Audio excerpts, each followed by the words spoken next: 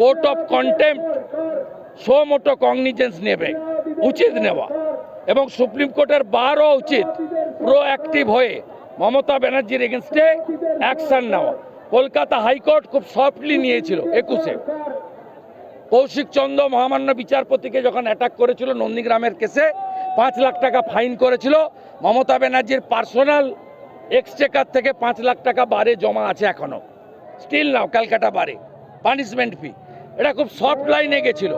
অভিজিৎ বাবুর বেঞ্চে তালা লাগিয়েছে, কৌশিক চন্দ্র মহোদয়ের বেঞ্চে তালা লাগিয়েছে, রাজশেখর মান্তার বাড়িতে পোস্টার ফেলেছে, মাননীয় অমৃতা সিনহার হাজব্যান্ডকে ফলস কেসে ইমপ্লিকেট করেছে, বিশ্বজিৎ বসুকে গালাগালি করেছে। কাকে ছেড়েছে এরা? হিন্দুদের রক্তে মমতা স্নান করছে। হরগোবিন্দ দাস, চন্দন দাসের রক্ত হবে না কো ব্যর্থ।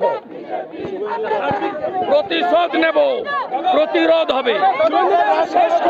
আর কতদিন সনাতনী হিন্দুদের রক্ত ঝরবে? মমতা জেলে গেলে শেষ। মমতা জেলে গেলে শেষ হবে। আজ আপনারা বলছেন যে রাষ্ট্রপতির শাসন জারি করে